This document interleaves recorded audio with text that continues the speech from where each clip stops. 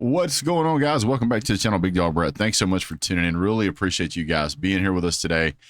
Today, we're going to be talking about the University of Buffalo, or Buffalo University, the Buffs, as they like to call it, Colorado Buffs, as they like to call themselves, and the Colorado State.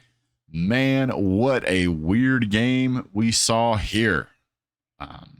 By the way, a 10 o'clock game, and I stayed up and watched this game. 10 o'clock game, great game to watch. But man, there is a lot that went on in this game.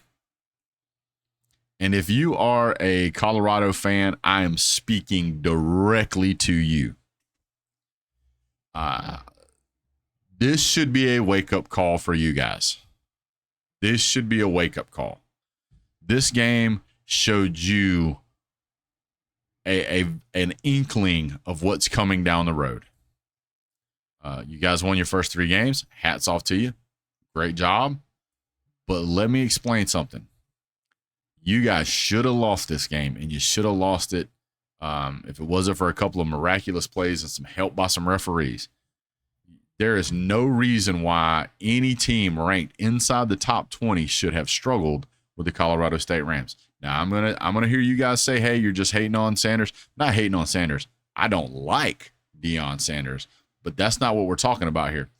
Deion Sanders didn't step a foot on that field as far as to be on the field when they snapped the ball one time, threw one pass, caught one ball, or took one sack. It's not what we're talking about. What we're talking about is that Colorado State lived, L-I-V-E-D, lived in Colorado's backfield. 4 sacks and 9 tackles for loss. 9 tackles for loss. They had more sacks than the Buffs did.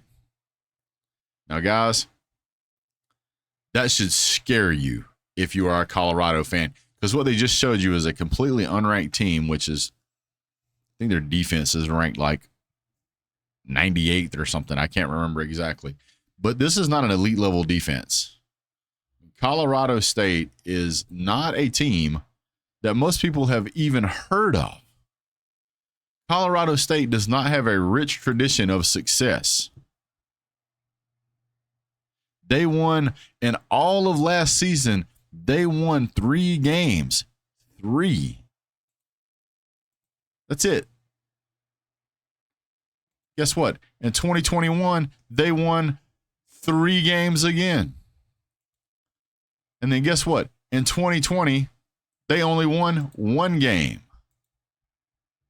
2019, they won 4 games. This is not an elite level Power 5 college football team that's going to really expects to beat anybody. But they came out to play against Colorado, and play they did. Colorado only had 70 yards rushing. What? Colorado had 348 yards in passing, 4 touchdown passes by Shedeur Sanders, 1 interception, and a QBR rating of 63. Rushing was practically non-existent. A grand total of 70 yards, averaging 2.8 a carry against Colorado State. Then you get the Colorado State's passing. Colorado State had almost 50 more yards in passing than Colorado. The Rams had 30 more yards in rushing. Guys, ding, ding, ding, ding, ding, ding, ding, ding, ding, ding, ding, ding. Everything that every sane person on the planet has been telling you guys about Colorado is coming to fruition. And by the way, you guys coughed up the ball twice.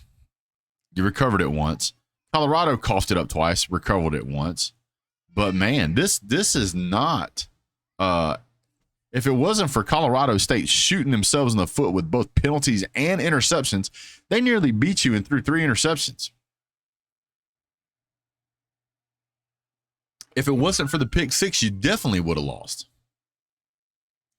And you guys can say what you want to, but there's multiple times in this game, if you go back and watch it objectively, which I know most of you won't, go back and watch it objectively, you will see that there were many times that the referees bailed out Colorado on calls that were well, let's just face it, nearly invisible. There was a lot of laundry on the field in this game. There was a lot of laundry on the field. I watched this game and I was impressed at how hard Colorado State wanted to win this game. I was impressed at some of the throwing ability of Shedar Sanders to bail his team out on third down. I was impressed with some of his ability to get on a run and make things happen with his feet. But the overall performance by Colorado here is an F+. You won the game and you still lost. You didn't have you lost the time of possession fight. You had just as many first downs. You lost the total yardage. You lost the QBR. You lost the rushing. You lost on passing. The only thing that you won on was the scoreboard, and you got helped by the referees. And then what does Colorado State's fans do? I get it. They're excited. You know, they're 3-0, first time in probably 3,000 years that's happened for you guys. So you rush the field. You rush the field because you beat Colorado State in double overtime. Double overtime. But rush the field. Listen, if you've never been to Buckingham Palace and you get the chance to go inside, act like you've been there before. Now, if you guys would have went out there and you'd have beat Clemson or Texas or Michigan or Ohio State, or hell, if you guys even beat Auburn, I could see rushing the field. But this, you got 1,000 celebrities currently walking around your program. You guys are got a struggle win against a team that went 0-4, it had 4 wins, like 4-8 the past 4 seasons in a row. You lose your best player, and you got Shedar Sanders poking guys in the eye. Now, you can take this as me being harsh and hating on Colorado if you want to, or you can go, you know what? Maybe, just maybe, this guy's onto something. Maybe this guy is looking at this in a way that I can't because I'm a fan. Because, guys, I'm fisting to tell you, you're fisting to take some beatings. You are about to get gobsmacked. And it's not going to be pretty. You're high on the hill right now, but it's not a hill. It's a cliff. And you're fisting to go right off of it. And I'm trying to warn you, you guys got big time exposed. And if Colorado had a great game plan to play against Colorado State had a great game plan. But Mike Norvell doesn't have the talent on the field the way that he needs to save himself from shooting themselves in the foot as much as they did. This was a Colorado lost this game to himself, not Colorado beating Colorado State. Let me back up and say that again. This was Colorado State shooting themselves in the foot more than it was Colorado beating them. Every game that goes from here on out, you might win too. Because I'm going to tell you what I've seen happen. Teams start out high like this, haven't had a lot of success. They get beat like a drum a few games. The morale falls off. They have a struggle win. One more place down the road. Listen, you guys have to beat Arizona, Stanford, and Arizona State just to break even at this point. And if you drop any one of those games, and I'll tell you right now, I think Arizona State, that particular game, you should win that game. You should. But if you play the same way that you just played, you probably won't. Arizona State, not the greatest ball club, but I'm going to tell you right now, the Arizona Wildcats will hand you your behind. They will. You're probably not going to win that game. And then you look back and you go, well, what about Stanford? it's Stanford. You should win that game. But you guys were projected to be like a 95% favorite to beat Colorado State, and you nearly lost.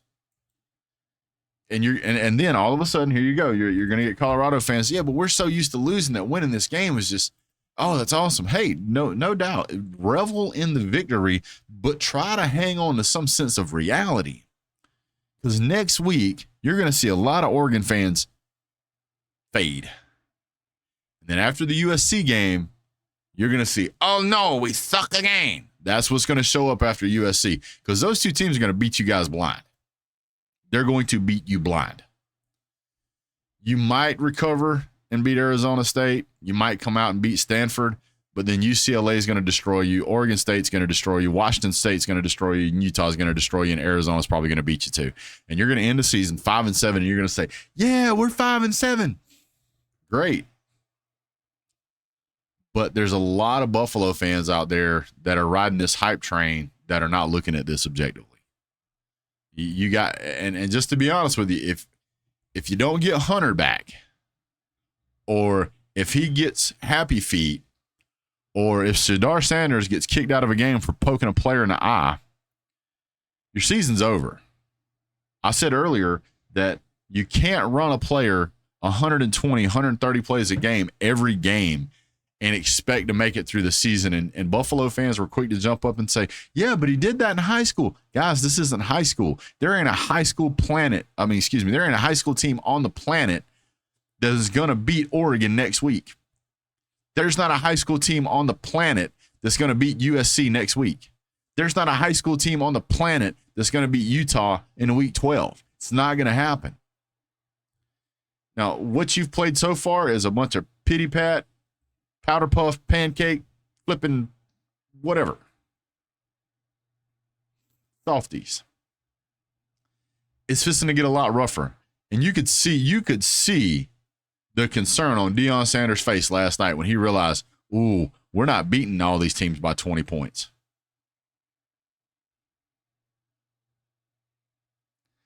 So here we are, week 3. Injuries are already starting to affect this team. By the time you get through the Oregon and USC, I would be highly surprised if you don't have multiple players that are out for the season. Just trying to give you a dose of reality, guys. So for all of the Colorado fans that are jumped down in the comments section that are talking about how much I hate Colorado, I don't hate Colorado. I don't have a reason to hate Colorado. Colorado hasn't been anything to anybody in the college football world for probably 15 or 20 years. Georgia doesn't play Colorado. Colorado isn't going to make the playoffs.